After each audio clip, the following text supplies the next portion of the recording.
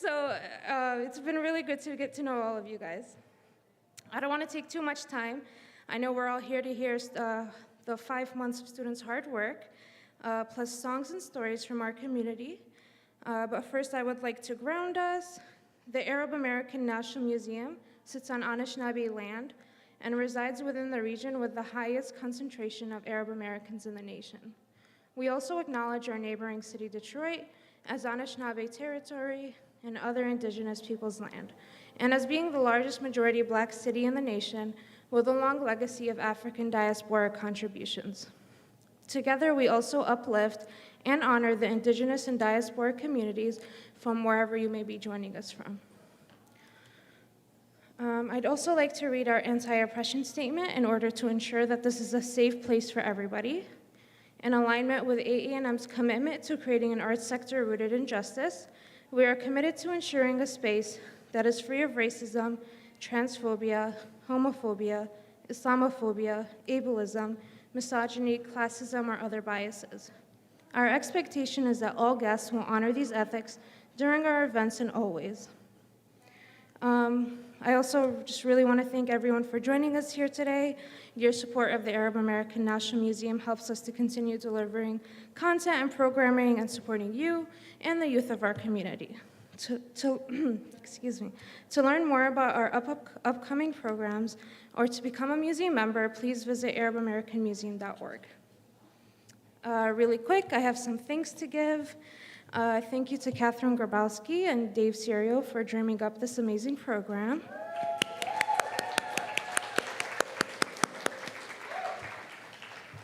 And continually seeking support and opportunities for our audiences. Thank you to Camellia for crafting the curriculum and your constant support. Thank you to Elise, Elusi, Leila Abdulrazak, and Lavan Kafafian for all your Thursdays the past 5 months and for your important lessons.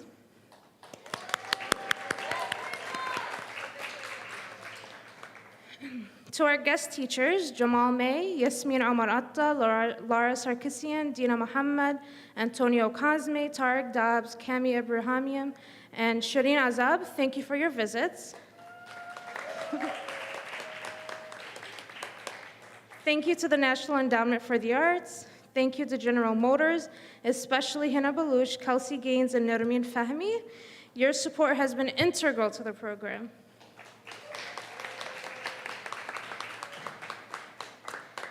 Thank you to the Michigan Arts and Council Foundation as well. And the biggest thanks of all, of course, is to the fellows. You have all worked so hard over the past 5 months, and you've been an incredible first cohort of the Writing Fellows program.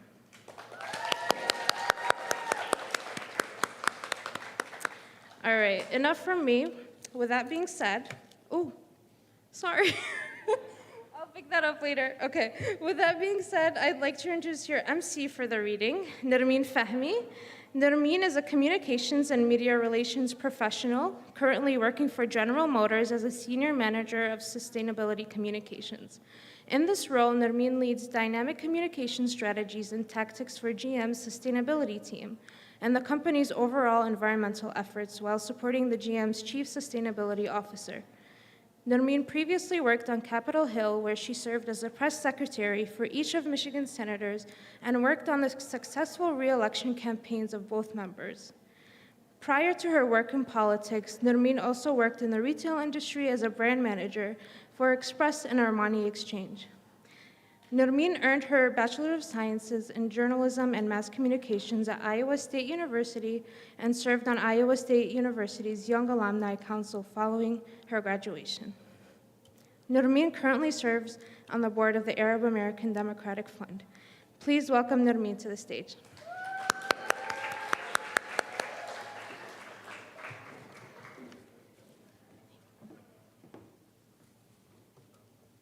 Hi, good evening, everyone. Thank you, Fatima. I'll try not to knock this down.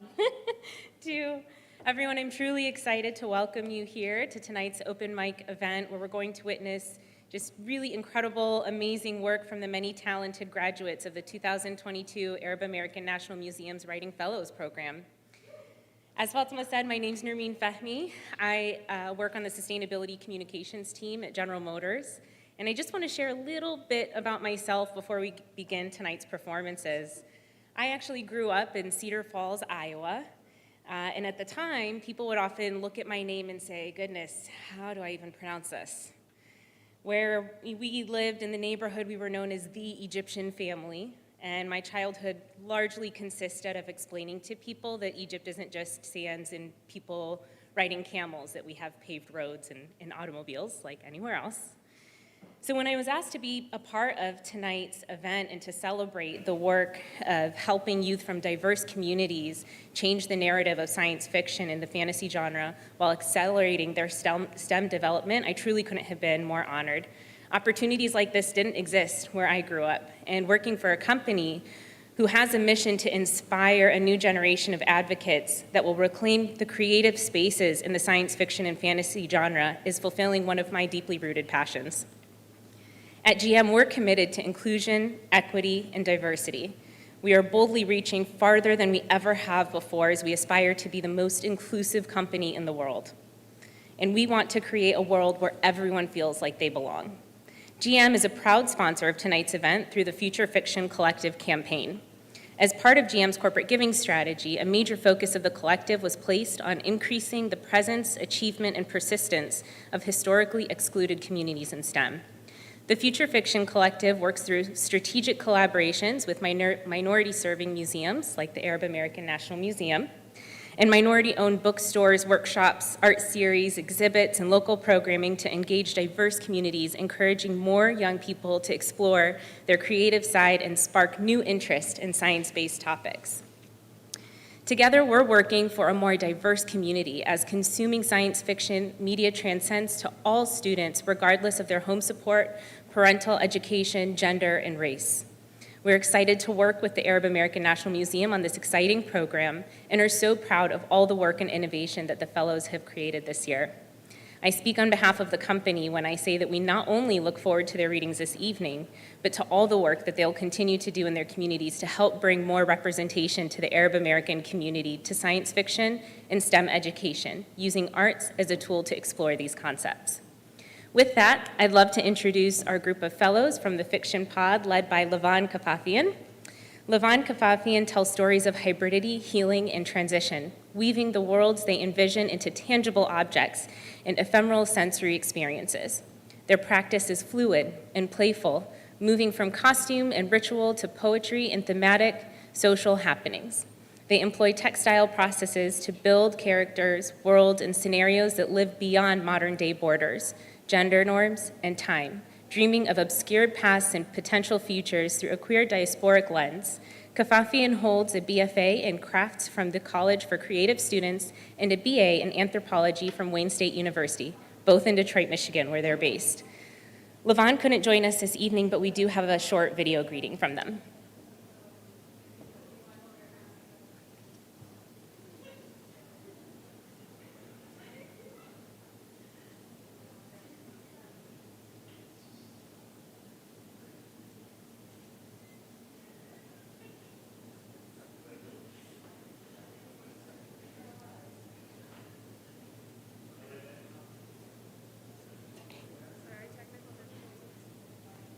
We're just building anticipation for the video.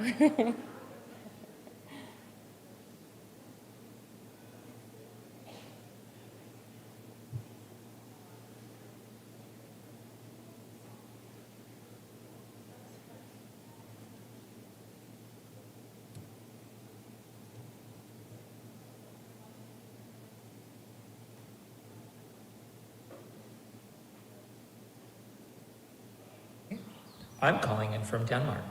I just flew into town a couple of days ago, and I am loving it here. You ask, why am I in Denmark and not at this wonderful reading event? Well, I'll tell you why. It's because I'm here to teach a weaving program that is centered around sustainability and futurism to 15 to 25-year-olds in 6 of the different cities in mainland Denmark. Now, a little bit about my students from the program that you are attending the reading for. The fiction and storytelling pod is filled, absolutely filled, with the sassiest, most creative writers I've seen on this side of Dearborn, all right? They've got the goods. We spent this entire semester learning about different ways to tell stories and write fiction across time and space. We learned about how to work through creating new worlds, writing from perspectives that you could not even imagine, until these students read it for you. So, a message to you all personally: Layla, Noor, Maram, Jenna, Samar, oh yeah, and Maya. And lest we forget Zainab as well. I am so very proud of the writing that all of you have made in this class. And I really commend some of you for working through the very high level of distractibility, and you all know exactly who I'm talking about. I'm still very proud of you, and you all are so very creative, and I can't wait to hear through Zoom what you have to share. Good luck, and I wish all of you a happy reading.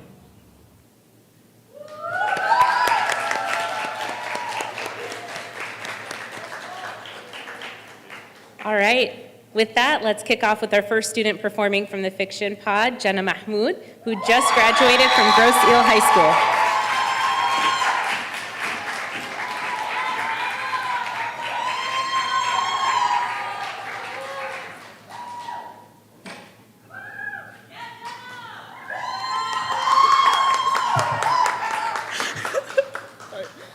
Hello, I'll be sharing my short story named Appropriation with you guys today. Appropriation.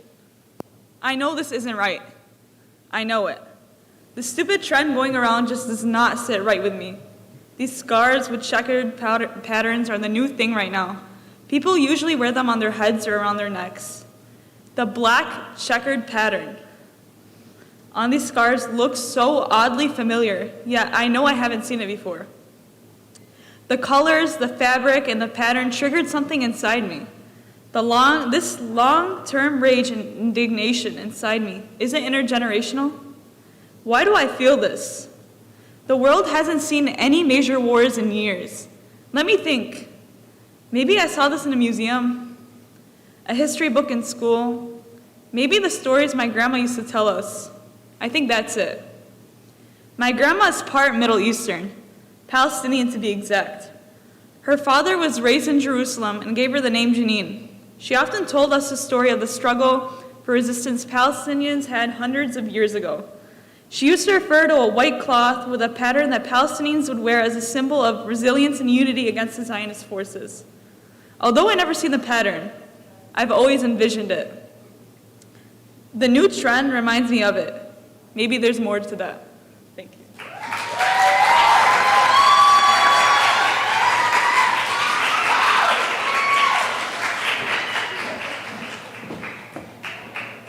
All right, amazing job, Jenna. The next performance will be by Layla Hoballa, who's in 11th grade at Dearborn High School.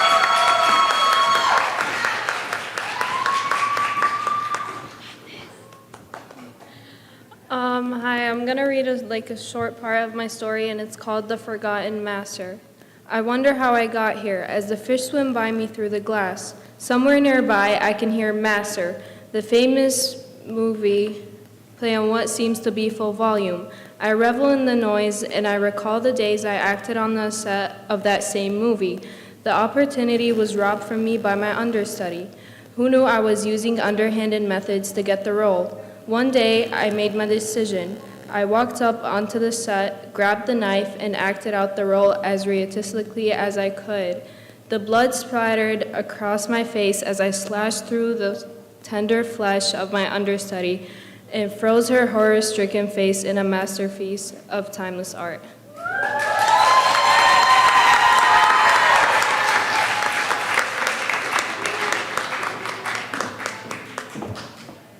Wonderful, Layla. Next on stage will be Maram El-Jahmi, who's in 12th grade at Universal Academy.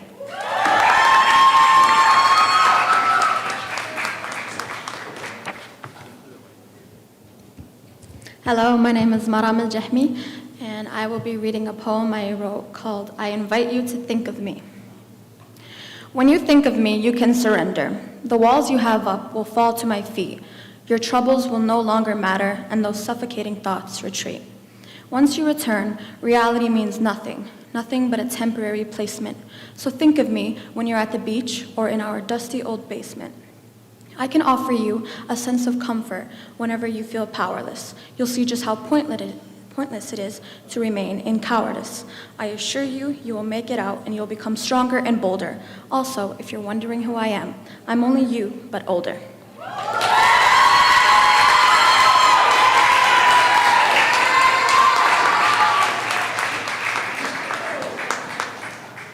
Great job, madam. Maya Jaratli will be doing our next performance. She's in 12th grade at Wiley E. Grove.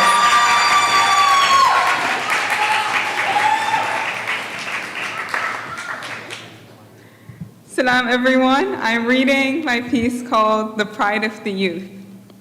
Okay. A vivid green leaf, furiously torn from an olive tree by the meaty hands of a 2-year-old, flutters through the thick desert air. The leaf, which had always been twisted in pride for being something so alive in a place so barren, begins to fret. It searches among the dusty sand, scrambling to find a place where it can be new again. As it rumbles and tumbles in the warm lemon-scented wind, it bends and frays. Soon it reaches the old city. It frowns, a small bend in the stem of the leaf, recalling the way it was so beautifully unique in the arid desert, as compared to the remnants of civilization that stands before it now.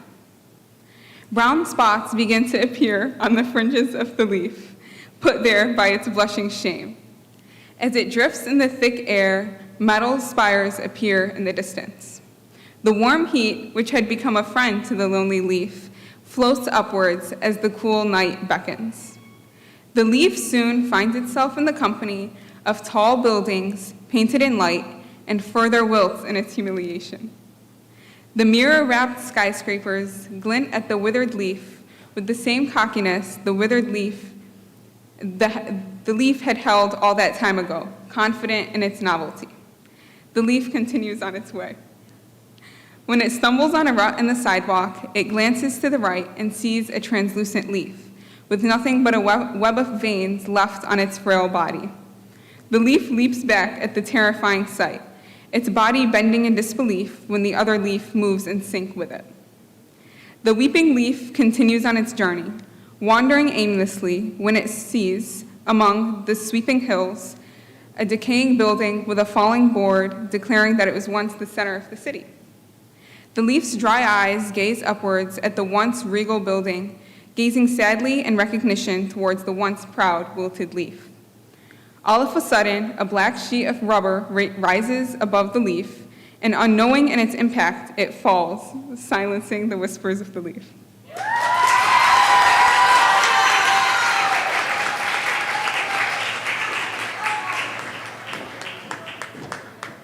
Fantastic job, Maya. The next performance will be by Noor Hamdan, who's in 10th grade at Henry Ford High School.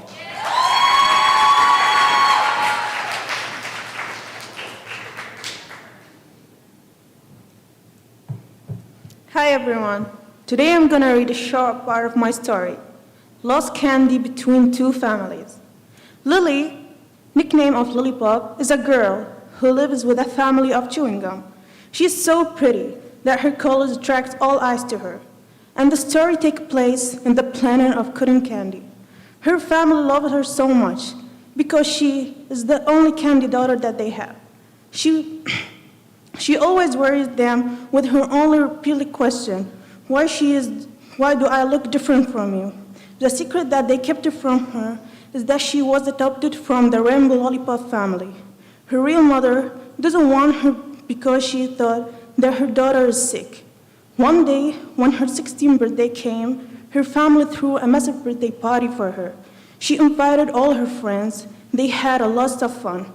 At the end of the day, Lily's mother wanted to give her daughter a special gift and tell her the truth because she is very ill and she will pass away very soon. She told her everything, When Lily learned the truth, she decided to go and see her real family, only to thank them for giving her to a family that loves her more than her real family do.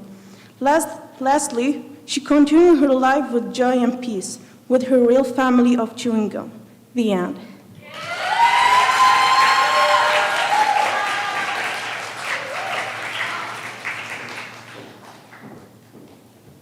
That was beautiful, Noor. Thank you. Next up is Samer Boudair, who's in 12th grade at Fordson High School.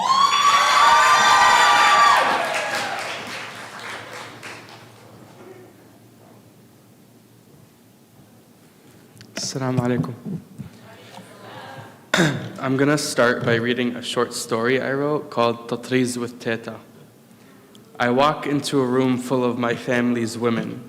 In the center, Teta, the matriarch of our family, dressed in an imposing white thobe, embroidered with distinct, scrupulous tatriz of the Palestinian city of Jaffa. Come sit, Habibti, she beckons me after a series of somewhat inorganic responses to her typical questions. How are you? Alhamdulillah. How is school? Difficult, but I'm doing well. Have you been eating? You're getting too thin. Yes, Mama keeps me well fed. She plunges our lackluster conversation into a starkly, unnervingly deeper one. She asks, do you know what this tatriz means?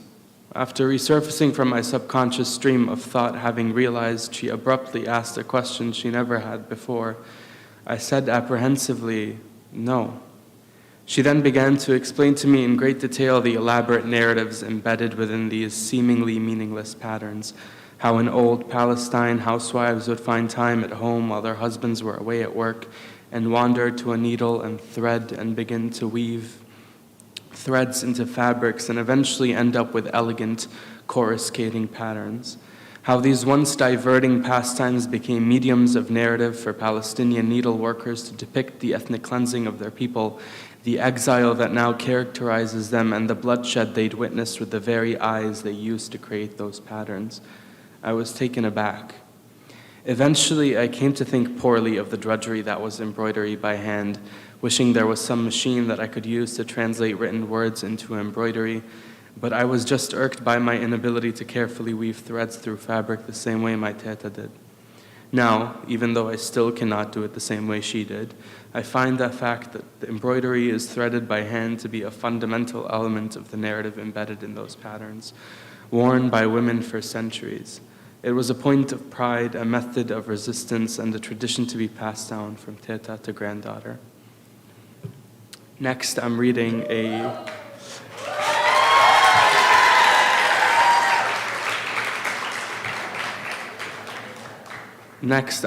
short prose poem called Umniya from Ummi. يقولون أن الجنات تجري تحت أقدامك. They say the heavens run beneath your feet, run like a river, wild and spate, a new current ebbing and flowing ebulliently with every lilt and shift of octave in your characteristic cadence, underneath every footstep. They say the heavens run beneath your feet, advancing at every riverbed dug up by the cloak of fabric that drapes and glides behind you. They say the heavens run beneath your feet, a forest growing by the streams of Kawthar for every stitch of pearl cotton made by the embroidered thobe you wear to teach the earth that it knows only itself, that it rumbles and swells and crashes like a forlorn tide, that the embroidery your garments carry come together to spell out Umniya from Ummi, like the one whom the heavens flow beneath.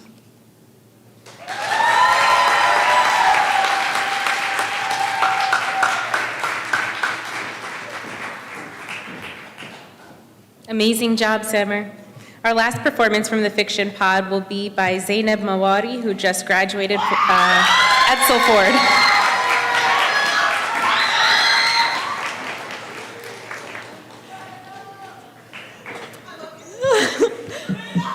Hello, everyone.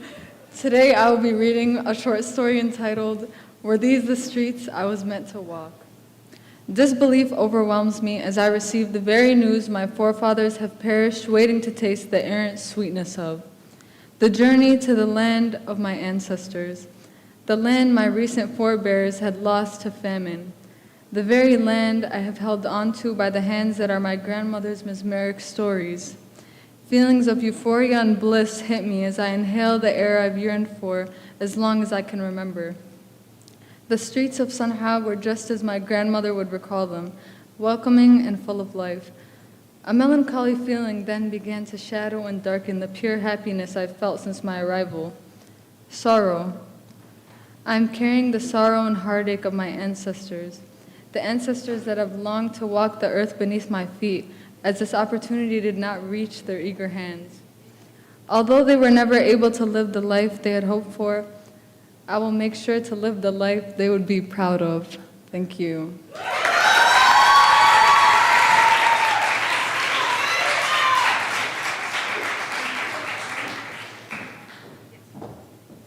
Amazing job, Zainab. Let's give another round of applause for all our fellows from the Fiction Pod. All right, our next group of students will be representing the Comics Pod, led by Leila Abdelrazak. Leila Abdelrazak is a Palestinian author and artist. Her debut graphic novel, Badawi, was shortlisted for the 2015 Palestine Book Awards and has been translated into 3 languages. She's also the creator of a number of other zines and short comics. Leila's creative work has been published and exhibited around the world and primarily explores issues related to the diaspora, refugeehood, history, memory, and borders. Leila also couldn't make it here this evening, but we have a short video message from her. Hi, my name is Leila. I am a Palestinian comic artist and graphic novelist, and I'm really disappointed that I couldn't be there today as the leader of the Comics Pod. I'm actually at a comics festival called the Toronto Comics Arts Festival today, which is one of the largest comic arts festivals in North America. But so proud of the work that the Comics Pod has done. They've really created some beautiful comics. We've spent the last few months learning all about visual storytelling, zine making, and everything in between, and I'm so excited for them to share their beautiful creations with you. Hi, my name's Leila. All right, with that, let's welcome our first student from tonight's Comic Pod, Hussein Haballah, who's in 10th grade at Dearborn High School.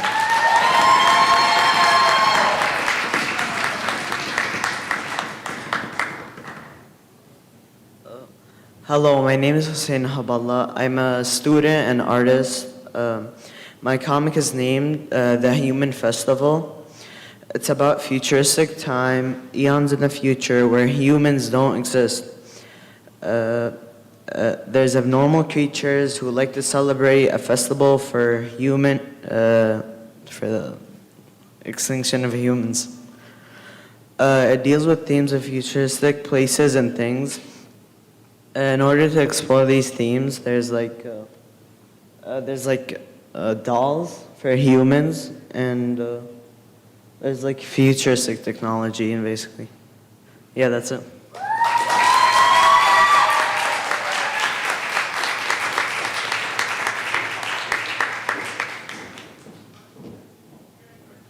Thank you, Hussein. Our next performance will be by Jovene Taylor, who's a senior at Edsel Ford High School.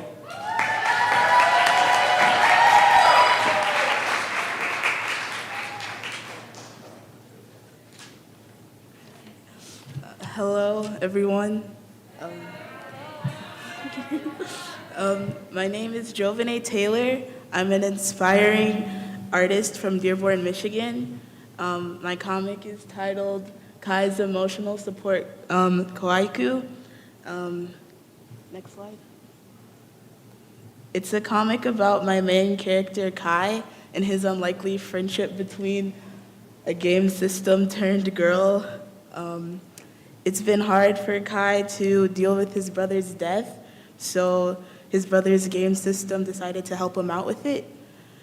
I'm sorry.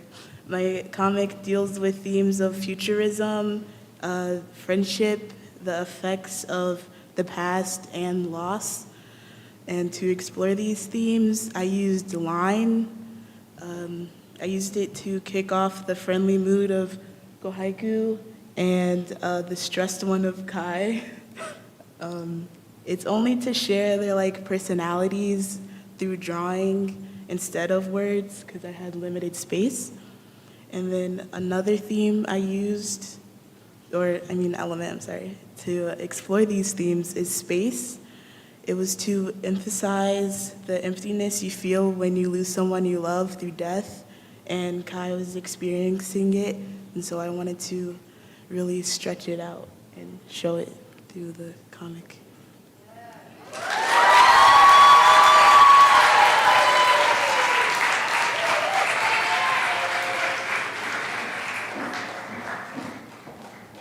Fantastic job, Jovene. Next in line is Lina Mahmoud, who just graduated Grosse Ile High School.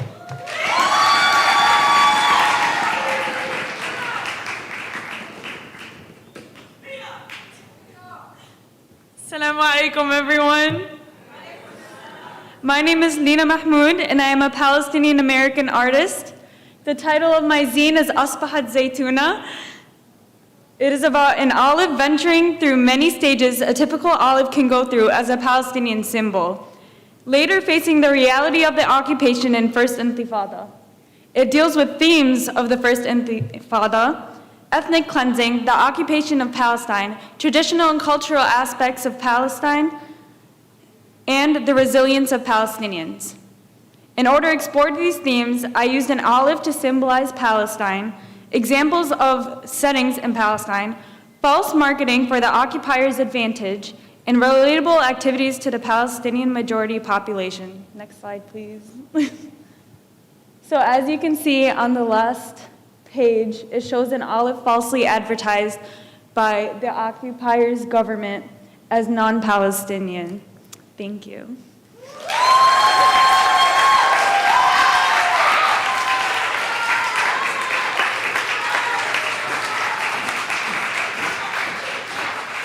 That was amazing, Lina. Thank you. Maryam Jaderson will be the next performance. She's in 10th grade at Edsel Ford High School.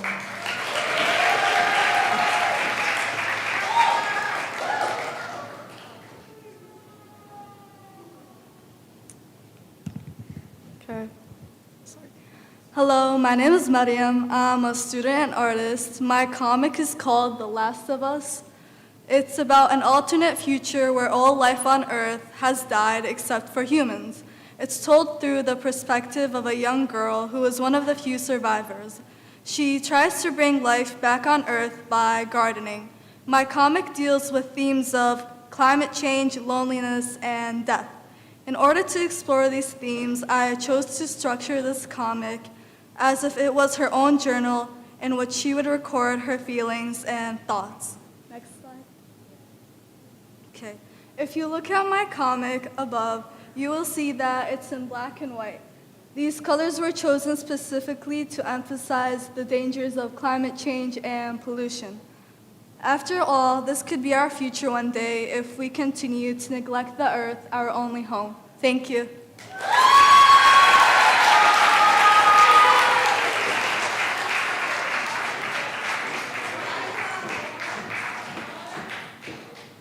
Great job, Maryam.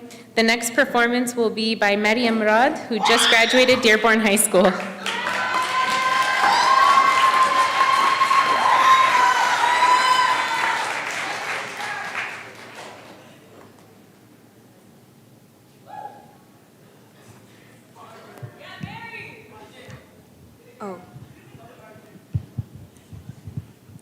My name is Miriam. My comic is titled The Outcast, and it is about a robot who represents the sense of conformity that tends to endure when experiencing the different challenges of life. Within the story, the robot figures out an escape from the factory he was created in to experience more of life. It deals with the theme of breaking out of societal norms. In order to explore this theme, I used the following visual element.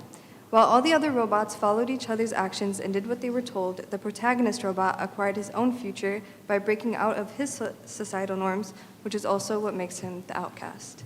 Thank you.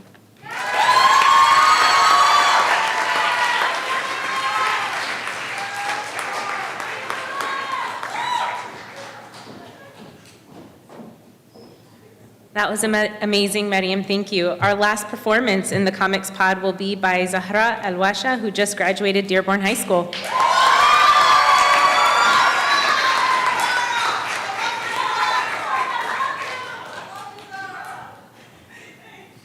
Hi everyone, my name is Zahra, and my comic is titled Karma Caught On. It is about two adults dealing with two very different futures due to two different behaviors they discovered throughout high school. The antagonist, Sarah, bullies Maya throughout high school, leading her to losing her job in the future. Meanwhile, karma does its thing, and Maya ends up replacing Sarah's position. It deals with themes such as bullying and karma, and in order to explore these themes, I drew tears on Sarah's face that exhibit regret and karma, and I incorporated dialogue to show Sarah's rude comments that she said towards Maya. Thank you.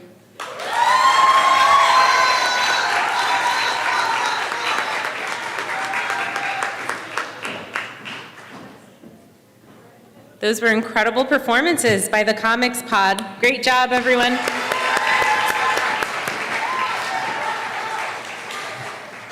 Our last pod this evening is the Poetry Pod, led by Elise Elusi. Elise Elusi's work has appeared most recently in Glue Gun and the Detroit Free Press and is forthcoming in an anthology of love poems by Arab writers. We Call to the Eye and the Night, edited by Hala Alian and Zaina Hashem Beck. She works at Inside Out Literary Arts and is on the advisory committee for Room Project, a space for women and non-binary writers in Detroit.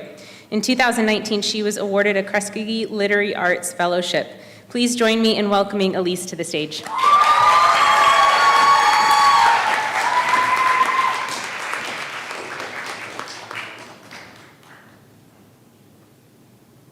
I'm so incredibly inspired by the work that we've already heard this evening. I want to give a huge thanks to Katie and Fatima, who have worked so incredibly tirelessly every Thursday to put this program together. So thank you so much, you guys. And I also just want to say that I have been thanking my lucky stars that the Arab American National Museum exists as a space for artists here and all over the world since it came into existence. And I remember the groundbreaking many years ago. And I just want to say to this younger generation of artists, I hope that you continue to find a home here and make this your home. Most of all, thank you. Most of all, I want to thank my beautiful poetry pod, who I had the incredible pleasure of spending every Thursday evening with for the last few months. We explored a variety of poetic forms, including the American sonnet, the ghazal, the haiku, abecedarians, and erasure. We wrote about and into our future and culture and identity. We enjoyed guest artist visits from Jamal May and Tariq Dobbs, and we even took occasional poetry walks. It was a beautiful experience to spend time with Leah, Sarah, Rewa, Noor, and Fatima, who are brilliant writers and leaders. And with each week, we became a closer-knit community. I'm so excited for you all to hear their work.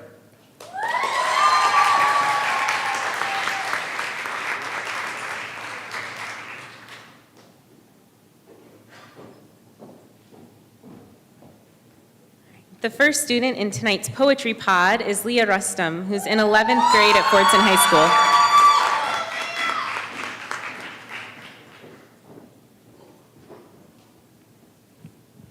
Hi, my name is Leah Rustam, and I'm going to be reading two poems.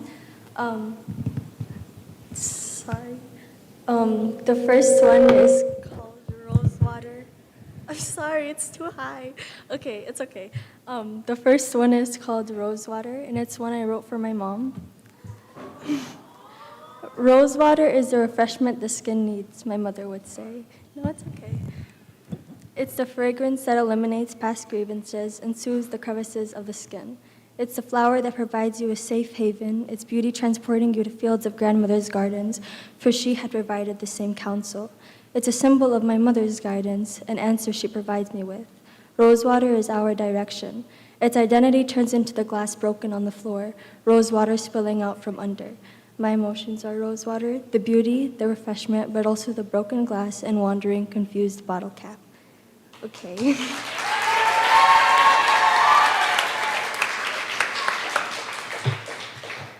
And then the second one is called A Human's Definition. A lady or a young girl, she's human and she's strong, except I couldn't really hear her. My sweet love, you are not responsible for the happiness or unhappiness of anyone. Humans say and they do things to hurt the ones they love the most. She can't go without us, and we refuse to go without her, so we'll be with her every step of the way. Night or day, I believe it is mandatory to give access to a sister's love.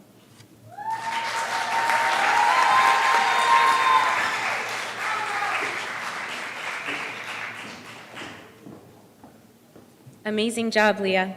Next up is Noor Abdul Wahab, who's in 11th grade at Fordson High School.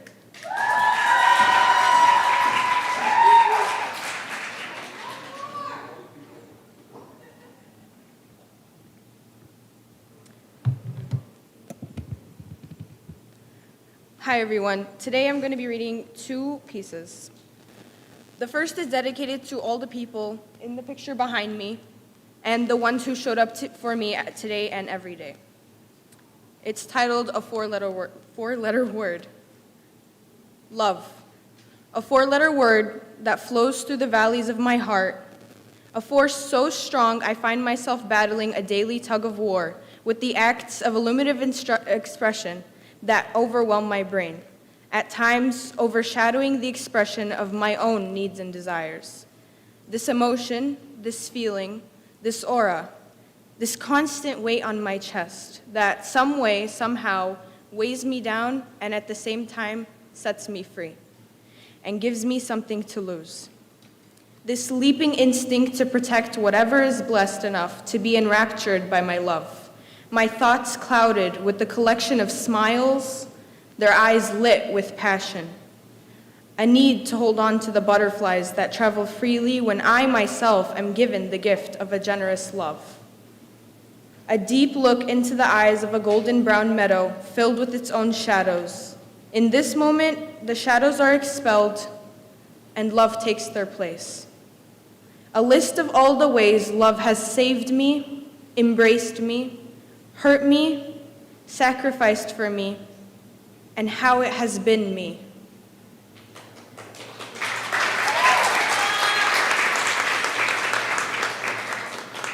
My second piece was inspired by my Egyptian-Palestinian background. It's titled Dammi, which is my blood in Arabic. Sun-kissed skin, eyes that tell the stories of sudden departures, misunderstood souls looking for guidance from the nearest provider, led astray by the opinions that were never requested. Hair that creates its very own mismatched patterns from its texture to every baby hair, every golden strand, all of it presenting differently on each person with this blood.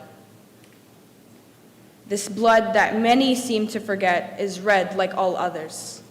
But this blood has its origins that tell the tales of history with just a touch. And for this simplicity, it becomes a rare breath, as intruders attempt to make all others forget this alluring existence. Even the beholder of this rose-filled stream can forget its value, its purpose, its beauty. Thank you.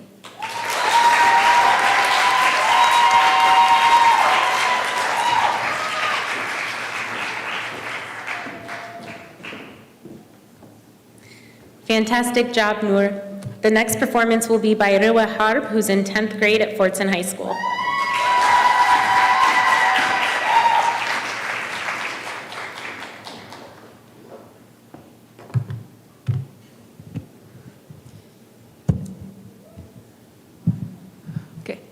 Hello, today I'll be reading two pieces. The first one's called The Stars Never Shone on Us. Somewhere else, where the rocks talk and the sun rises in the west, I read a letter with ink made of grease from the crevices of long-forgotten fast food restaurants. The words spill out, begging to be released until I let them explode. And here, in someplace else, I don't hold back. I let the grease spill on the page until I can see floating symbols in the air and blow them to you. There are 4 moons in the sky, and yet I still found you. You lost yourself before, vines curling around your chest, not tight enough to choke you, but enough to keep you hidden. I still found you. The sky rains down salt instead of snow, warmer than the usual winter, yet I'm still writing a letter at 2 a.m. You still hate the rain, but this time I'm wishing that I grew up hearing you complain about it. The leaves are purple, but we're still cold. It's nothing unique. Some people were able to make their own fire. Good for them, but I think Prometheus forgot about you. And I walk and the fluorescent lights go out, and I think the sun has been avoiding me. So we fit right there in the night sky between the gaps of light. I know we aren't made of darkness, otherwise we wouldn't crave light, but I still want to know why the stars never shone on us.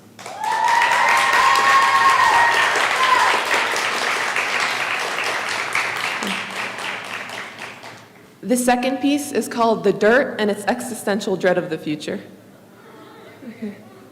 The dirt is the only thing that's still there. They say that the stone erodes and metal rusts and wood rots. The dirt has no shape. It stays. There's no risk with the dirt. It will always revert back to its messy self. Some say they don't have time to wait for the future. They forget that the future is time. They forget that time is relative. The dirt isn't. The dirt stays. You only notice you had it once it's gone. The dirt is cursed to always be there.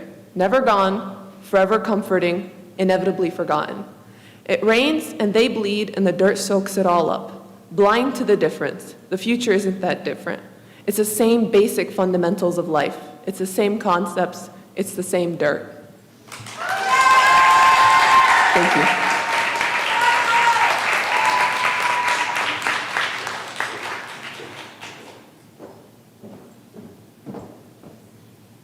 Incredible, Rewa. Thank you. Our last performance from the Poetry Pod will be by Sarah Mukhni, who just graduated Dearborn High School.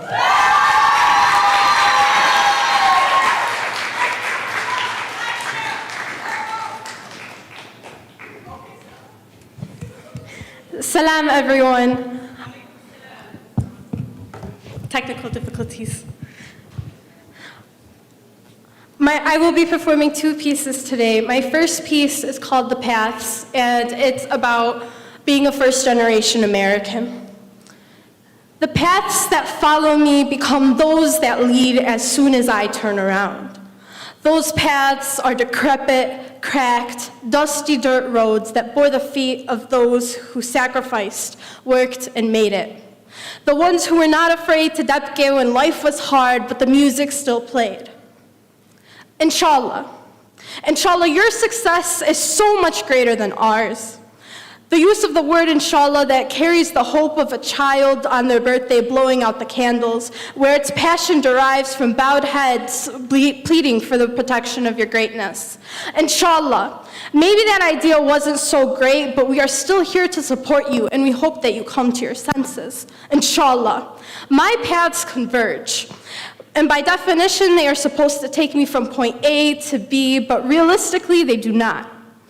But my paths still carry every footstep that brought me here, and although my prints have faded, the bottoms of my feet still carry the gravel imprints of their endurance and their effervescence. For inshallah, one day, their paths of black and white lead them to my sea of colors.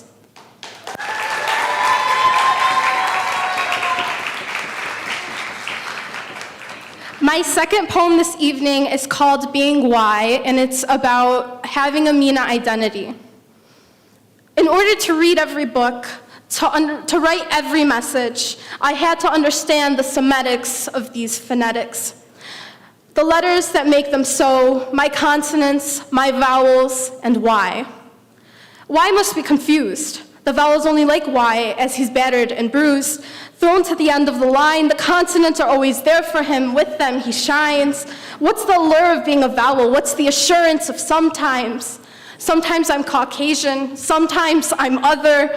When it comes to me checking off a box indicative of my life's fate, sometimes I'm seen for who I am, Arab. All the time, I'm Y. Being Arab is confusing. I'm overlooked for my needs until my person is of benefit. Is it my wild, long, curly hair causing others to stare? Is it the instinct to roll my R's, or the fact I alternate between my native tongue or that brought forth by the Queen? If they are aware of who I am, where are the repayments to the receipts of my trauma? Does being white give me the title of being American but not the rights? If I am anything in this world, I am white.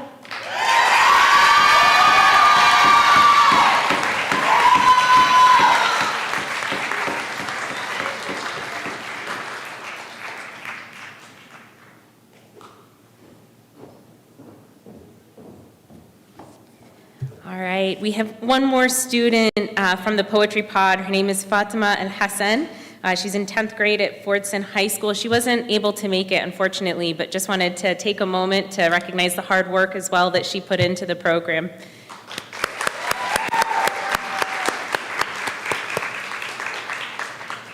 And that concludes all 3 pods. It was truly amazing. I got a little preview of it on Thursday, so I was so excited to come here tonight to hear the works from start to finish. And I have to tell each and every one of you, I feel so inspired by your words and by your hard work.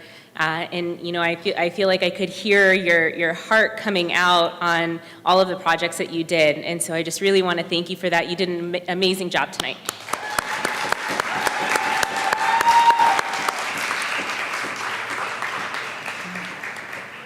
Now I want to bring back to the stage 2 of our students, Lina Mahmoud and Zahra Al-Shawa, to guide us through the open mic part of the program.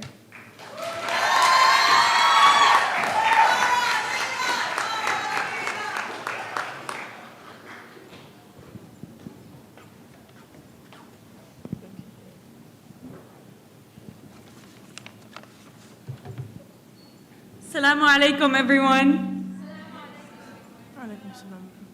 Welcome to the open mic portion of the Arab American National Museum Final Writing Fellowship Performance. I'm Lina. And I'm Zahra. And you guys are probably wondering what the open mic portion is.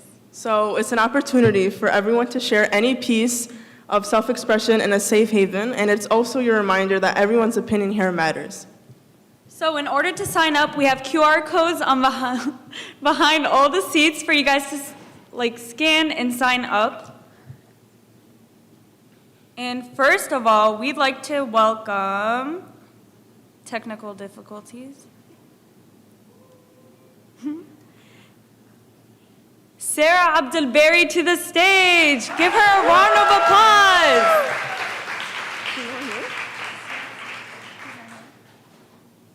All right, Sarah was not able to make it today, so we'd like to welcome Zaira to the stage. Give her a warm round of applause.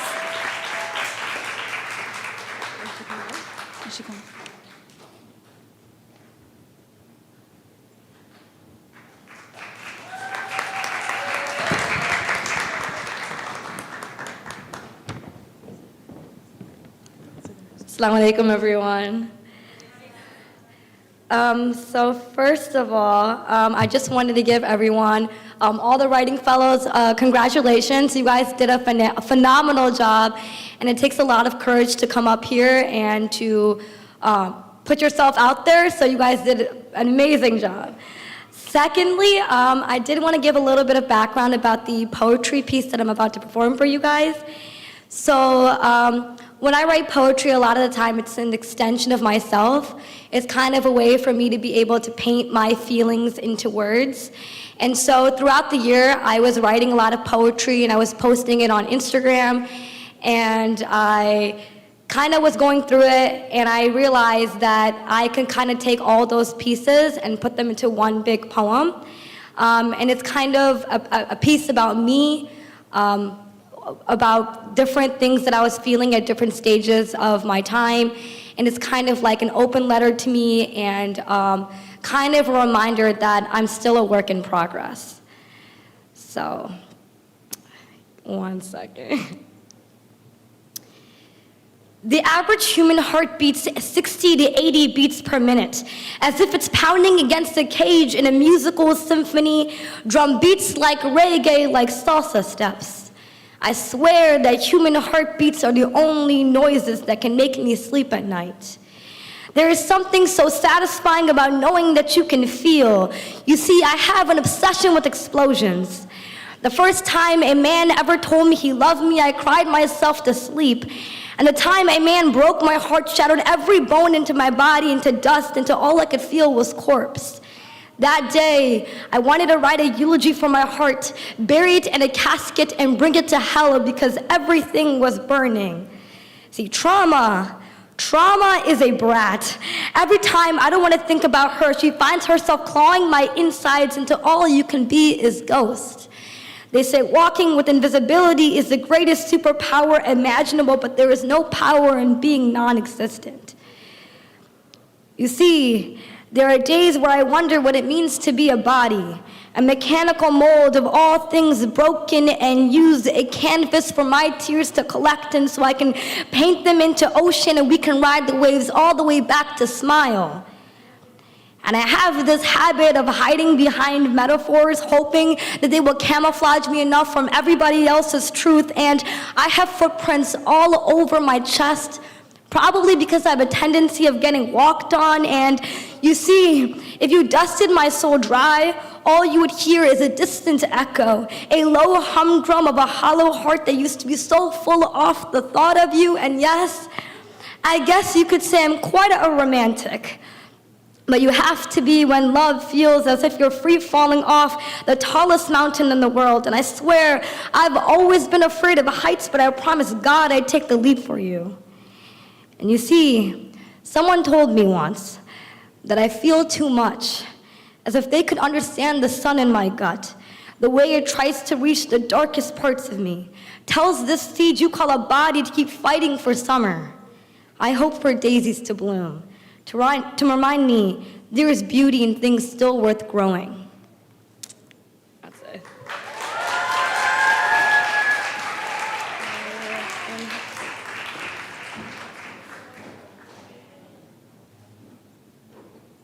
Thank you so much, Zaira. That was very heartwarming. Next, please welcome. Sorry. Sarah Abu Rashid. Give her a warm round of applause.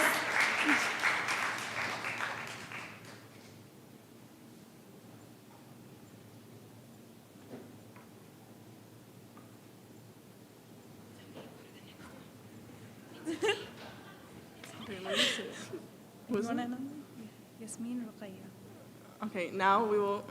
This one. Okay, this one. Now we would like to welcome Yasmin Ruqayya to the stage.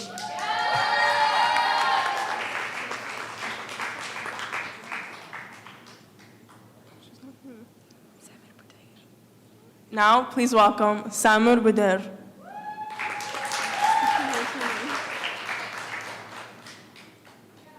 Really, Samir? Now we would like to welcome Aaron to the stage.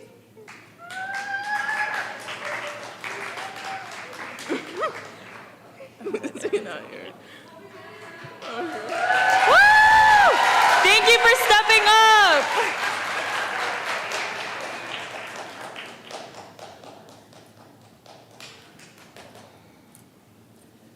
Good evening.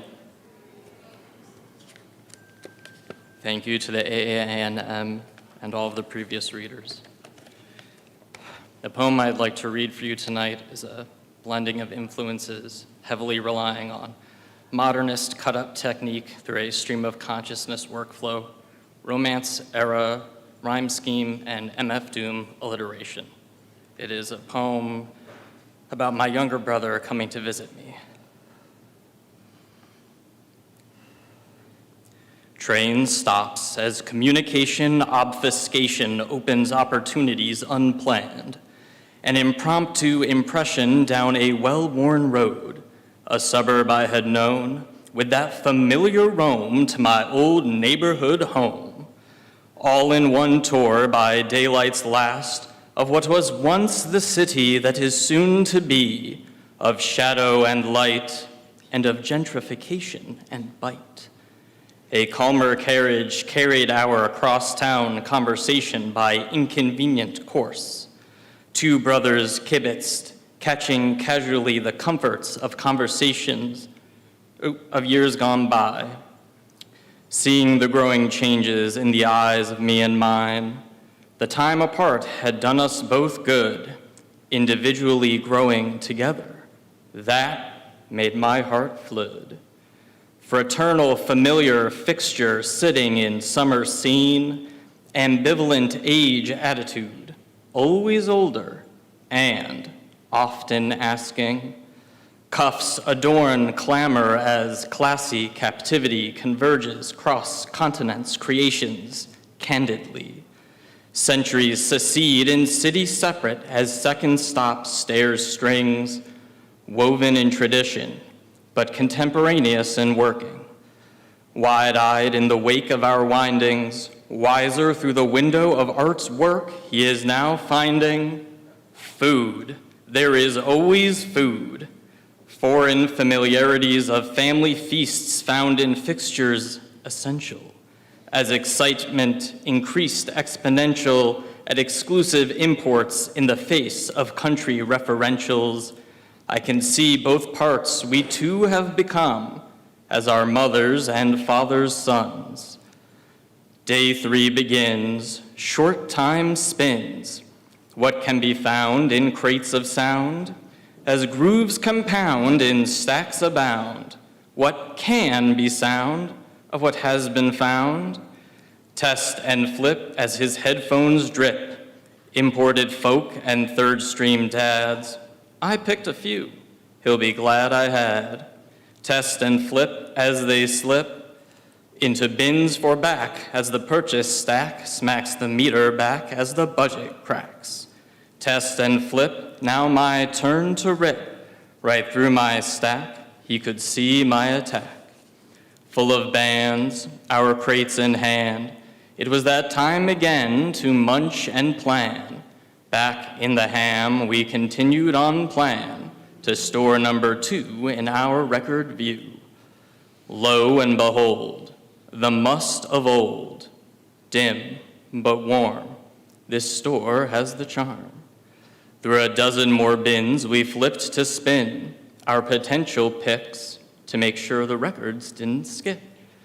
There was one I had wanted and finally found, the groovin' organ of a bop-type sound. But in my excitement, I was wont to share. As little brother said, I want that one there. So I thought, what will be the move? Sometimes as a big brother to win, you must lose.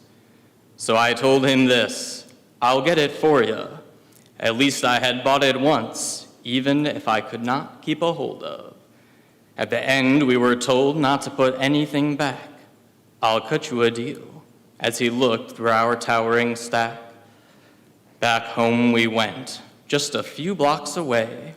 My plan was to spin, at least once, the one that got away. Even still reclined, I moved my feet, toes especially to the subdivided beat, and then it was that mournful time to go to bed for the next day's goodbye. Under the same roof we woke us two, until when I am still aloof. To the Amtrak we went, suitcase, backpack, and records in hand. A wonderful 3 days I had expertly planned. One last hug as I watched little bro walk away. The heft of the record crate made him slightly sway. So proud I was to send him off like that, back to Iowa where his college sat. And for me, what was next? I can easily say, my bed was waiting, so I returned and stayed.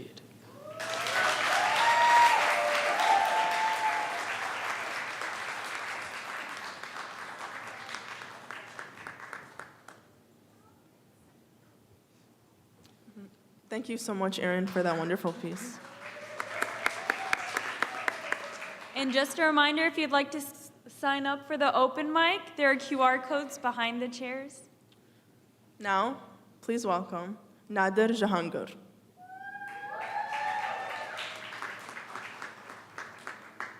No.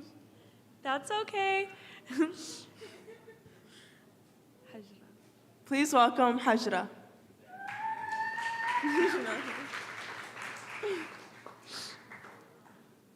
Please welcome Maria Mata to the stage.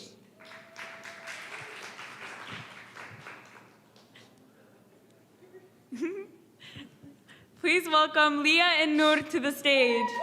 Thank you so much, Leah and Noor.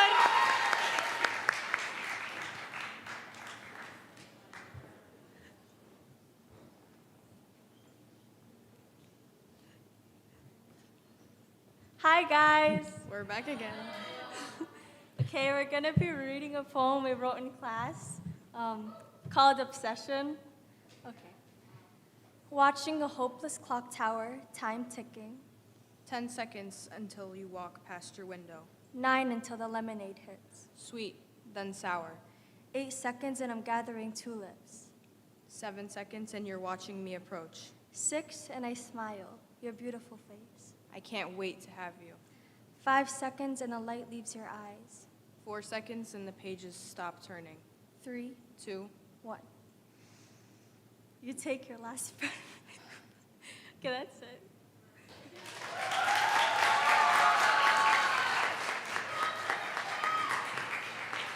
Good job, Leah and Noor, our fellow fellows.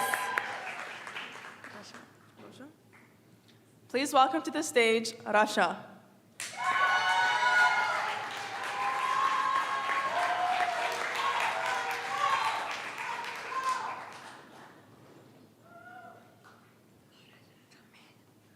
Salam everyone, my name is Rasha. How is it going? Hey, hey, hey. Let's just give it up for all of the talent that's just graced the stage before me and after me. Especially the writing fellows. I mean, I've been writing most of my life, and I wish I had a program like this in high school. So it's just amazing to see all the talent, the diverse talent blossom. So I'm honored to be amongst you guys.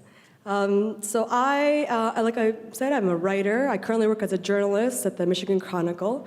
I also write poetry and essays. And I'm going to be sharing 2 pieces with you guys. The first is prose. Okay. So this one I wrote the night before my childhood best friend's wedding. It was last year. And so just feeling reflective, and I'm here to share that with you guys. Somewhere along the braided thread of one's life, the road splits and diverges. There is a ceremonious loss of what cannot continue on. Eye to eye, we sit on our knees like we had so many times before, so long ago. She was excitedly going on about her upcoming wedding and the many maybes the pandemic has incited. Rescheduled 3 times, and the wedding has finally next week arrived, but the flowers might not be roses. The extended family may choose to stay home, I'm sure, maybe. You know, both my mother and brother have asthma, right? Remember? Maybe there won't be a wedding. The last was said with a nervous twitch of her red lips. I smiled and hoped it was deep enough, warm enough to convey bold assuredness. I was happy for her. Much has changed with us. Months of estrangement that tumbled into years, her desire to marry and settle has remained stalwart and true. Since then, we've shared 2 brief moments at a handful of Yemeni family gatherings. It usually involved a wedding. Her bridal shower was modest and intimate. There was a halal strip dance and loose dollar bills fluttered down over the crowd of the bride's head. She was laughing, and in a flash, we were 9 again. Role-playing Sailor Moon skits in her basement, our mothers looking on over boiling pots of maraq and hasid. I was relieved that the sentimentality that took refuge heavy in my throat was not plaintive. I've missed her in many rooted ways that I now share with few around me. The children of Yemeni immigrants, we took on the blind business of living on a land foreign to the customs of our foremothers. We parted ways, and she squeezed my arm and thanked me. I breathed deep and clean in the knowledge that when the moment came, I could embrace her traditions for choosing the road often traveled by. I've chosen to reimagine mine, and yet still, we can meet again.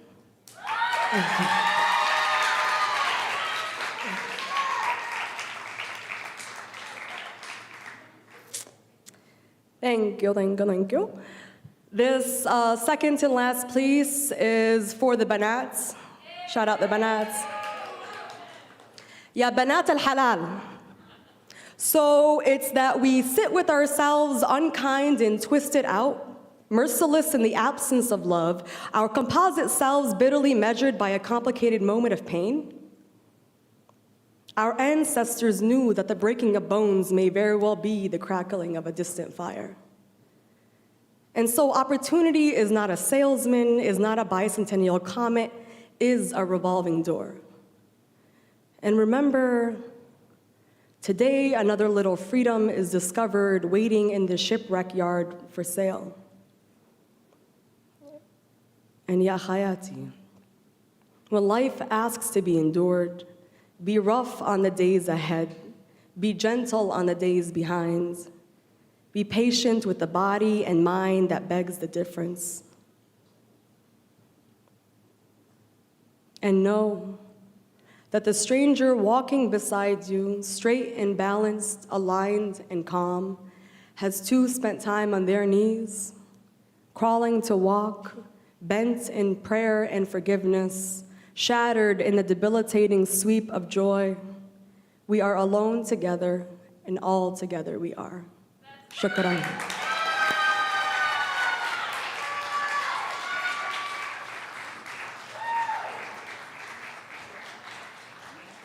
Thank you so much, Rasha. That was beautiful for the Banat. And now I'd like to welcome my dear twin sister and one of our best friends, Lina Mahmoud.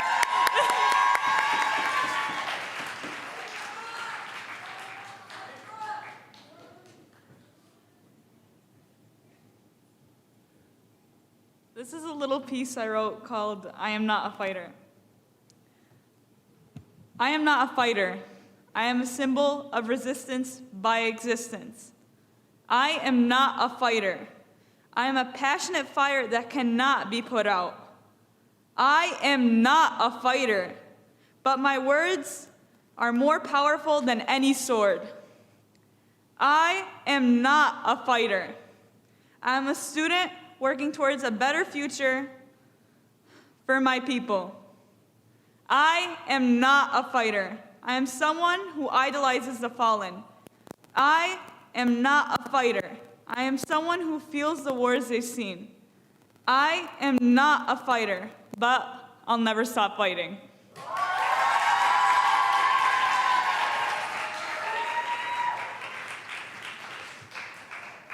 Words of a true Palestinian. Thank you.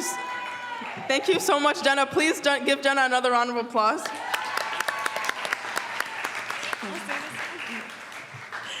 Now I would like to welcome Amanda Shaheen to the stage. Woo, Amanda!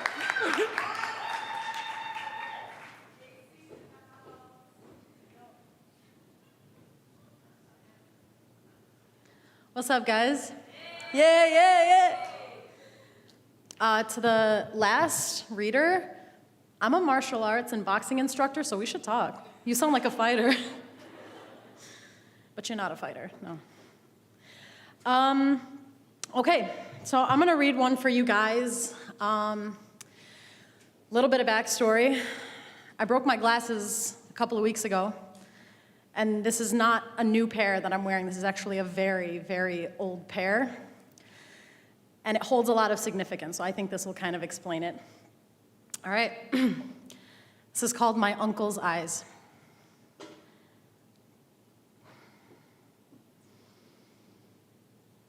The sea must have tasted saltier that day, for earth surely cried when you passed, mourned the sudden loss of your loving looks, though a sobbing planet could never compare to the sound of my wailing father.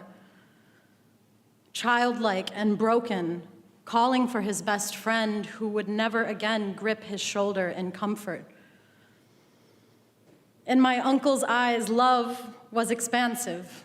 Love was indiscriminate. The world was safe and embracing, engulfing all with warmth and wonderment, an energy like Fairuz, a heart like Nizar. And like the gentle waves that hug Ijret, the Raushe, where you once swam as a child, light and carefree, you always impressed upon others a refreshing abundance, strengthening them where they stood because you believed they would continue to hold themselves once you were gone for good. Baba didn't know how to carry on when that consistency, that reassurance was gone. My uncle's eyes, blue as a Jnubi sky, reflected his young mind and his old soul to those who were willing to stop and see. Wild and courageous, wise and infectious, I wonder if I take after you. I wonder if Baba sees you now, in my cunning wit, in my strength and grit, and my courage to pave my own road. In all honesty, I'd always hoped he would.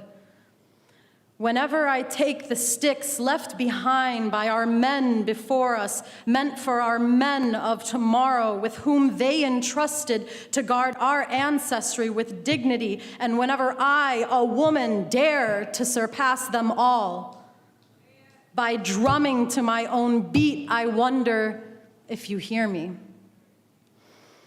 Did you hear that last boom, tak?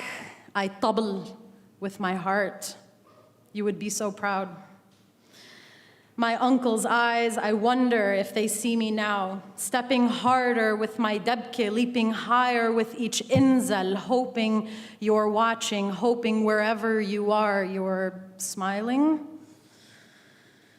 My uncle's eyes were like the sun, with the power to uplift and sustain, yet gentle to the touch, bringing warmth to the spirit like a soft yet unyielding hug. Though strong, you didn't carry others. You let your fatherly smile drive us to want to straighten our backs, to emulate the resilience and sensitivity that you saw in humanity, if only to make you proud. From your 68-year-old father who took your absence harder because he wished he'd let go of pride and accepted you sooner. To the sons who bear your beautiful face and your charming humor. To your 8-year-old niece, the one with a fearless energy to match her unruly curls. And though I was too young to understand, Ammo, the way you looked at me was not condescending, not encourageable, or even endearing. It was hopeful. Fire recognizes fire. Fearlessness knows a fearless spirit. And with every passing day, with every brick of resilience I lay, every layer of fear I peel away, only to find more of myself. I only wish I could show you who I am today. I wonder if your eyes would look at me the same way, if nothing else, to prove that your hope was not in vain. Yesterday, I broke my glasses, and I found your pair, which I've hoarded for nostalgic purposes, and in a moment of curiosity, I dared put them on, and as it turns out, Ammo, I have your eyes.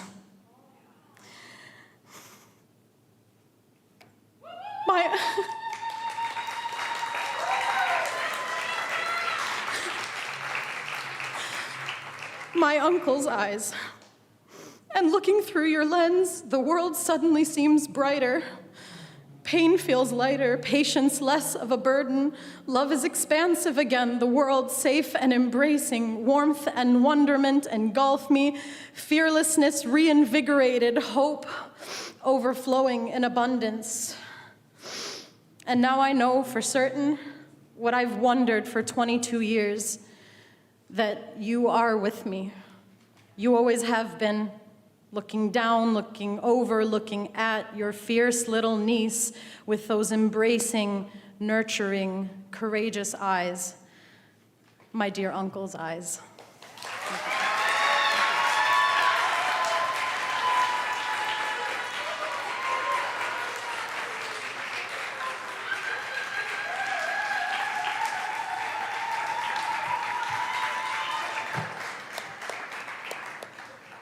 Thank you so much, Amanda. Your piece truly touched our hearts, and I know your uncle would be extremely proud of you right now.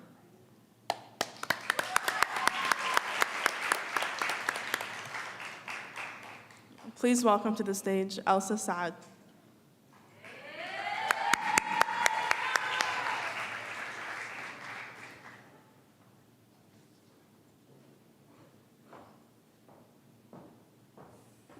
Hi, everyone. I am not here to read you poetry. I'm here to try and bring us together in some sort of collective grief, because I've heard a lot of grief in this room in different ways, whether it's the uncle or the rosewater or the zaytun. So I'm going to invite you to just say one tune with me, and I will sing around that tune. Using words that I've probably heard here, and a tune that I've built together a month ago. And it's probably going to be an homage to all our grief, but also the grief of being away from home, away from our mothers, away from the mothers that are the land, but also the mothers that are our ancestors as well. So if you would indulge me with a tune.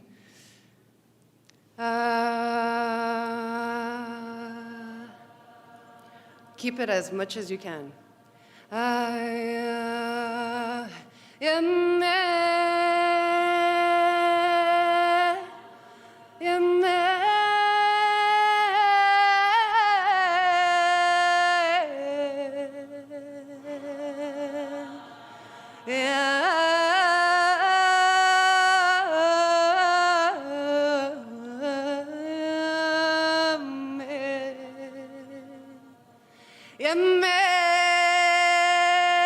افتحي لي الباب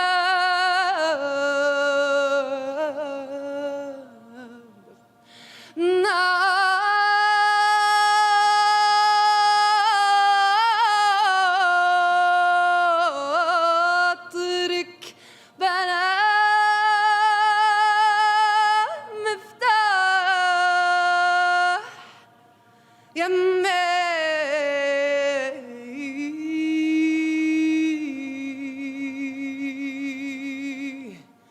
البحر واسع يمي البحر مالح يمي والدم برضو قوي بما انه الزيتون بعده مرفرف عالي والمورد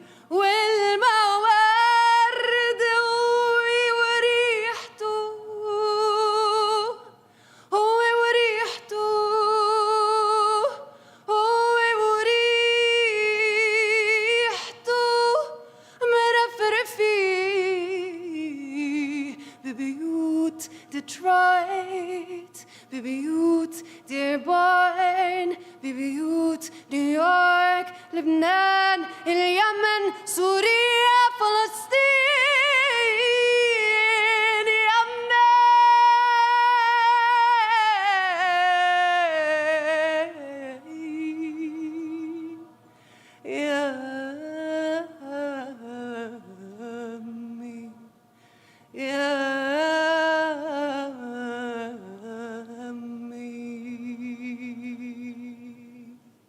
Thank you.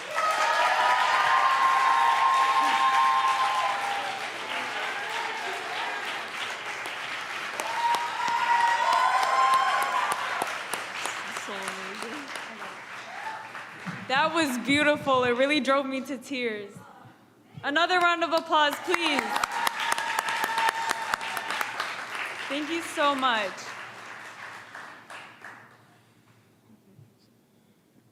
If anyone else would like to volunteer for the open mic, please raise your hand. It could be anything. Go ahead. You right there, come on. Yeah, Camelia!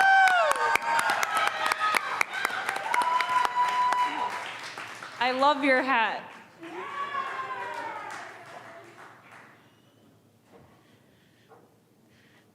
Can we get a round of applause for our amazing open mic hosts? And for everybody who shared in the space. I can still feel the energy of the room.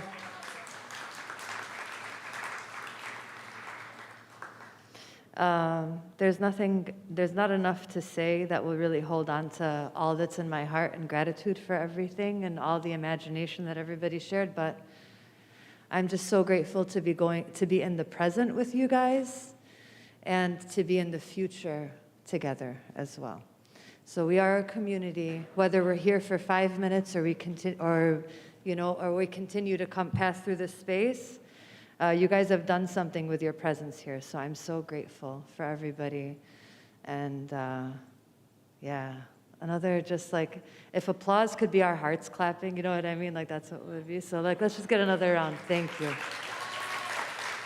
I love you guys. Okay, I'm gonna give you guys a poem. I'm gonna read you an excerpt of a longer poem, but it's set in Dearborn, so I wanna just give this to us. This is a longer poem that'll probably come out in a collection at some point. You guys, let's talk about books, okay? Anybody wants, let's talk, all right?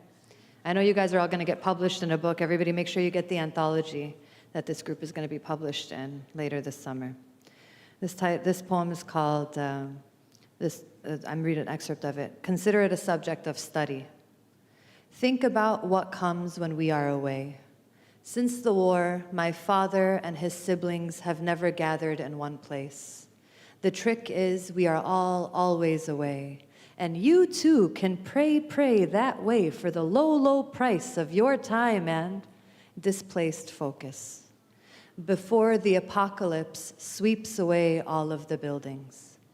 When the apocalypse hits, the white folks will be in the wildest stretch of their imagination, in the movies and on the moon. Meanwhile, we here will be at our house on Calhoun.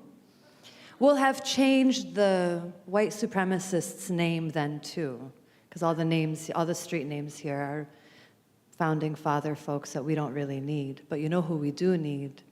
The aunties and hajjis on porches with paisley scarves.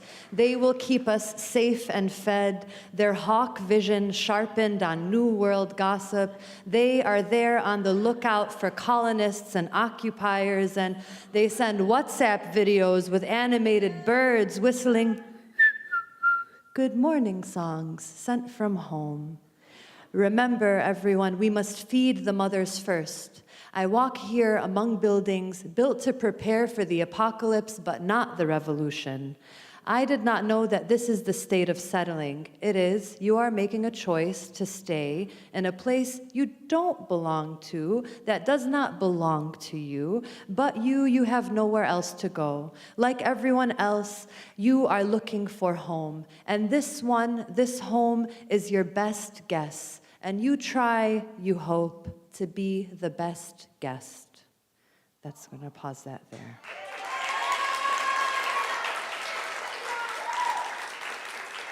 Okay.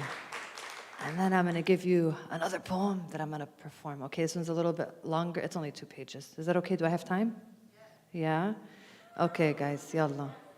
This one's called Language, okay? So stick with me here. And you don't just let it just sit in it, okay? And whatever happens, happens, okay? Language, a postscript. Once upon a time, I was finding my voice, and a voice was fed into my throat like a magician's technicolor string of handkerchiefs. Though I'd like to liken them to trimmings, all this language strung together like an infinite chain of extension cords. The first layer of my language, I pulse within it like a slow heart. Expression waiting to express itself. I push against the language of someone else.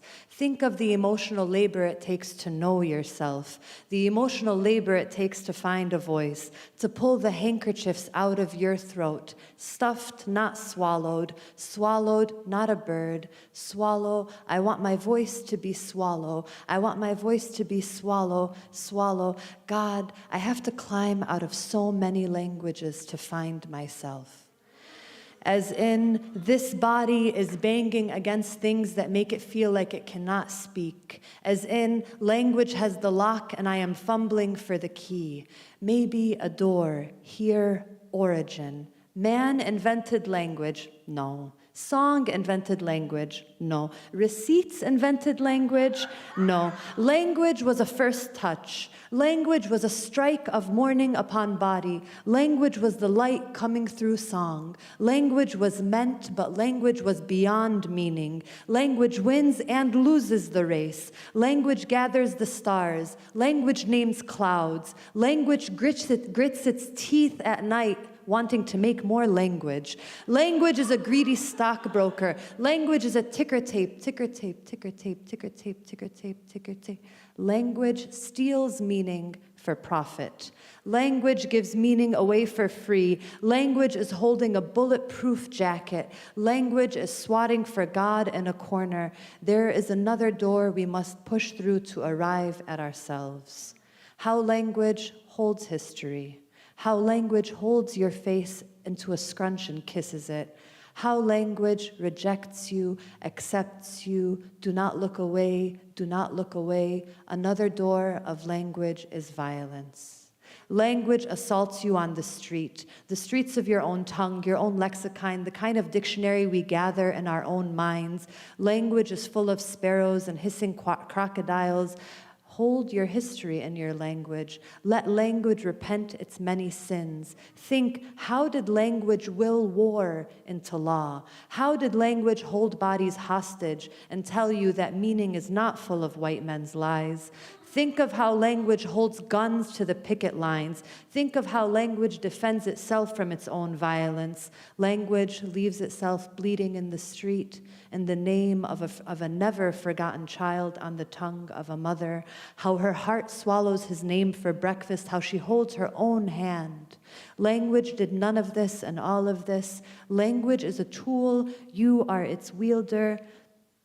Man is complicit in his own demise. Woman is complicit in her own saving. The earth of the new world is waiting, shaking against this layer of the paradigm. Shake it off, shake it off, shake it all off.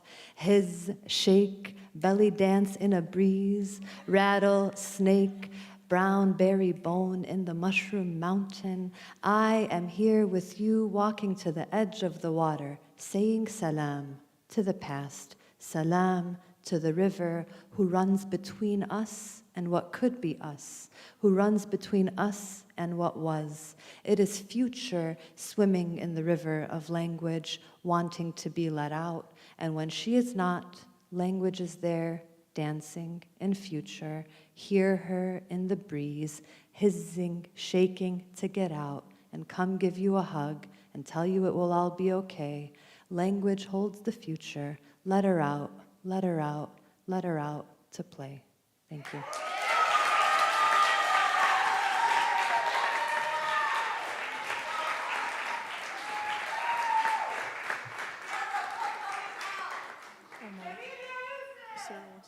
Thank you so much, Camelia. Another round of applause. Fun fact, she is also one of our mentors and helped us prepare for this performance today. So another round of applause. Thank you so much. So next up, another dear friend of ours, Sarah Moghni, would like to share a piece. A round of applause, please.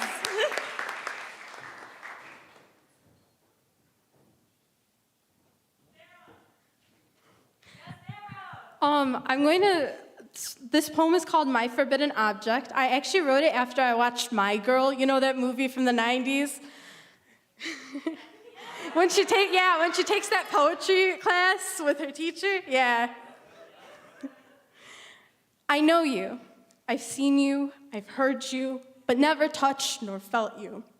I've seen you from afar, I've heard your whispers, but what goes wrong?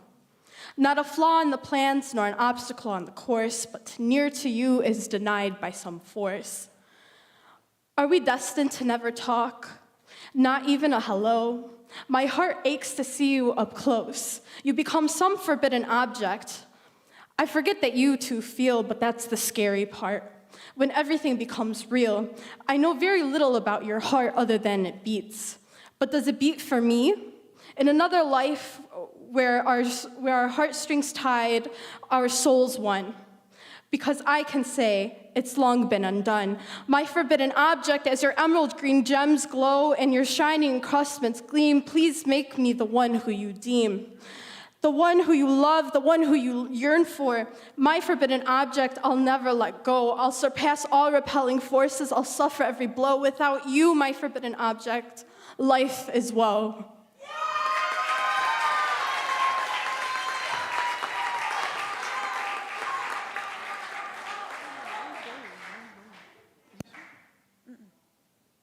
Thank you so much, Sarah. That was amazing. Please give her another round of applause. Now I saw another hand somewhere. Who else would like to participate? Jovanay, go ahead first, and then we'll go ahead. Please welcome Jovanay to the stage.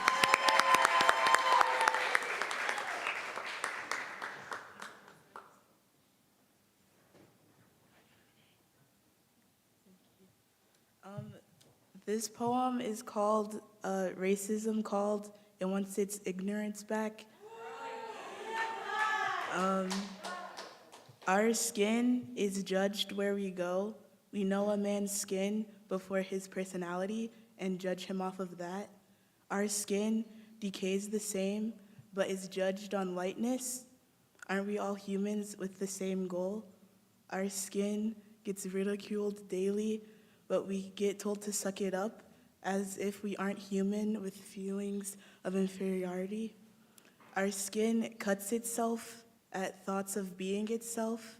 It's not our fault because we were taught to hate the dark shades to our skin.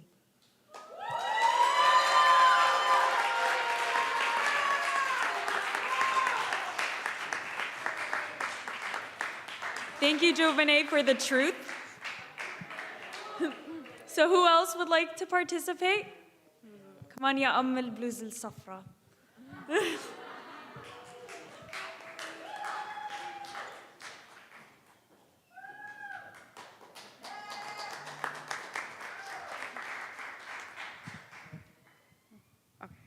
Sorry, I kicked it. Okay, we got it. So usually I have to explain this poem before I read it because it has a lot of Arabic, but for once I don't have to do that. So one of my favorite things is that food is really important in our culture, and one of my other favorite things is it tends to get passed down from woman to woman, so I just kind of wrote an homage to that. Tata hands the bread to Mama to pass to me, and Mama says, "Ighli." Says, "Sir al-laymun, subbi zat zaytun." Says, "Add some ma, bas, not too much." Mama says, "Ruhi labarra, naqbili shwayat baqdunas wa na'na." When I come back with only a palmful, she shakes her head and sends me back and sends me back and sends me back and says, "Haven't you been paying attention?" I add shay to the bread. Mama watches, says, "Yalla, before they start calling you sitbet." Men like women who can use their hands. Women who can knead dough balls and shape fatayr and kibbe. I say, "Rep what anab." She says, annoyed, "What do you know about men?" Tell me, does the tabikh need salt? Says to me when I shrug, my palms up and empty, "Haven't you been paying attention to what I've taught you?" Still, she lets me pour the first cup of chai and hand it to Tata. Thank you.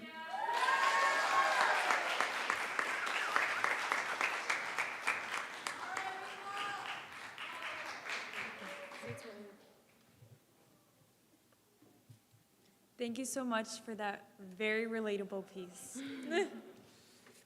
So would anyone else like to contribute? All right, I would just like to give a huge thank you to all of our mentors, to Fatima, to all the staff at the museum for being so welcoming for this huge opportunity, to Layla for guiding both of us as a comic pod, to Lavan and to Elise. And although that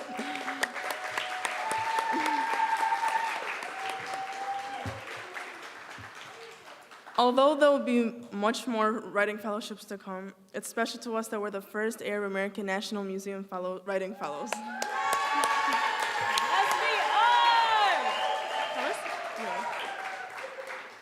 Now, as my friend Zahra and I have closed big chapters in our lives, like just graduating high school, it's been an honor to have this opportunity to be the first fellows in the Arab American National Museum Writing Fellowship, and we strongly recommend it to all the other youths in the audience. Even if you've already done it, do it again. It is such an amazing way to express yourself. We have opportunities like field trips, to meet special guests, and most importantly, the friends you make along the way.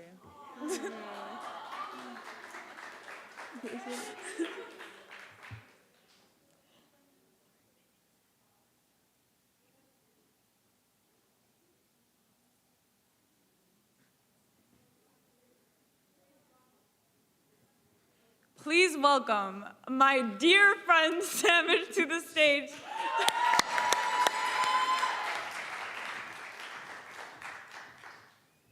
Assalamu alaikum again. This is a poem called God Washed Prayer Mat, but before I read it, I wanted to thank my mentor, Aya Asaf, and my other mentor, Wafat Mustafa, who is not here right now. But this poem and all of my writing and my growth as a writer and a human being wouldn't have been possible without them both. And I love them both very dearly.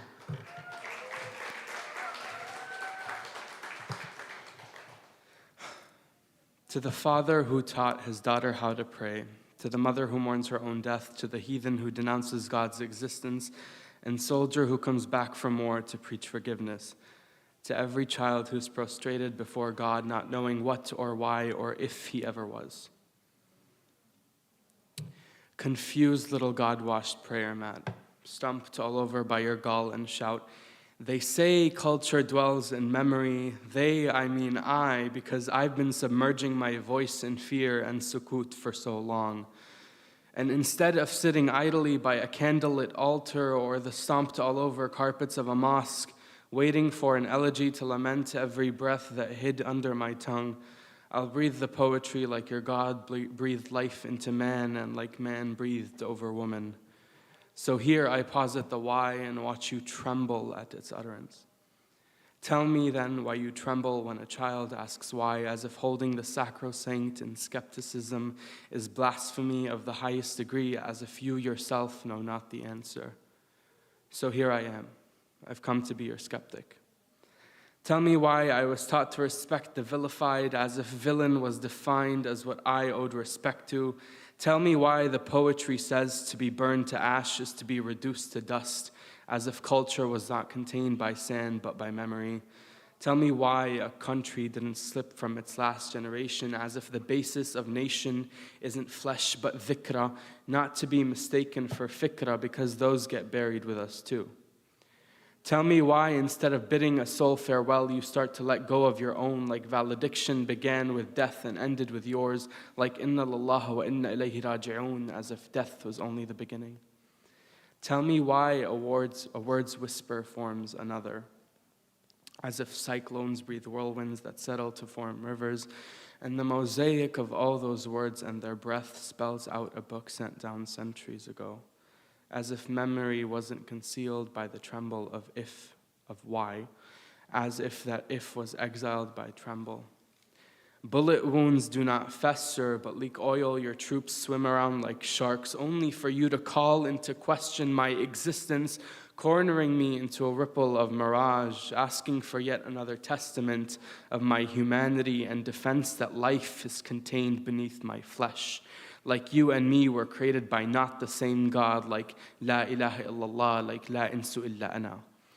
My words fall through clouds of Arabic before they meet your eyes on the ground, forgetting to remove the density of the dad because Arabic is the only language that dared to speak it. Like makaber is the life that ends in qabr, like dala from fadl, like fadlullah. Ensnared by mirage, like Mi'raj Muhammad min al-Quds ila al-Jannah, like Palestine was the closest we'd get to promised paradise. Al-Razzaq promised us paradise and promised us Palestine, but I declare to you that they are one. Our language even now is flecked with traces of yours, like our blood is flecked with traces of your hemlock, like Palestine from Philistine because you didn't want our falsafa to be heard, like Mad from God, like Gharb from Gharib because we still found you odd. So what better to plant my words in than a language born of sacred poetry? Those poets, they say love will blind us and break us and we will just have to sit there and let it. You see it now? That is the difference between you and I. I put name to the madness, use it to stare you in the eye and breathe so close to your face it begins to sweat my breath. I wear my name like an amulet forged from cacophonous moon dust, while you pretend it was swathed and buried beneath the nigh rubble of the minarets of Al-Aqsa, or better yet, your Big Bangs declared it to never have been maktub, because fate is just an oriental myth, isn't it? So I soar from the trenches of the Dead Sea, or perhaps it was the Sea of the Dead, as an homage to the woman who bit the apple and spit it at the man at her feet so he could have a taste of knowledge. And he nibbled and still to no avail. For I am the onslaught forgone and abrupt like the embers of the poetry that possessed the bards, and sang when tongues were denser than breath, like novel catechism written in verse sent down to civilization's finest jahilin. Ironic how they needed God when they rendered woman inessential. And so you tremble at the question of why, forgetting books were so autotelic, they used kitab and maktub as the metaphor for the only thing with the breadth to contain fate. But what am I beyond the symphony that reverberates to the mellow sound of oud rippling through rich Arabica coffee? What am I beyond the tremble that follows the conception of the how or the if or the why that forms a cyclone of moon dust that settles as shi'r on the pages of kitab that coalesce as a whisper of verse that slips off my tongue as I prostrate confusedly on my confused little God-washed prayer mat?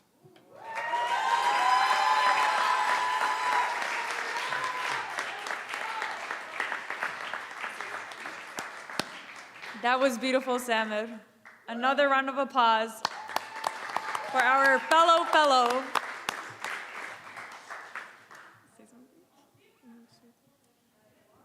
Are there any other volunteers? If not, thank you all so much for coming. Oh, sorry guys, that was my mom. Anyways. Thank you all so much for coming and being able to be a part of all of our journeys as fellows graduating from the class of 2022 of the Arab American National Museum Writing Fellowship Program.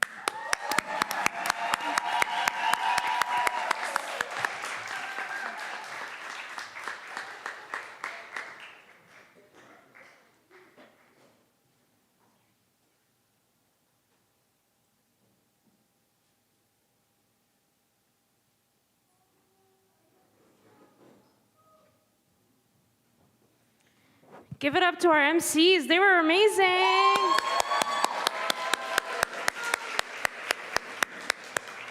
Lina, Zahra, that was incredible. Great job. Thank you for leading us through that. Thank you to everyone that read. Thank you to Nirmeen from GM. Big thanks to you guys, really. That's pretty much it for tonight. Thank you all for coming out, for supporting the Writing Fellows. Please stay tuned for what we have coming up this summer. We hope to see you at our other events, and thanks again for coming.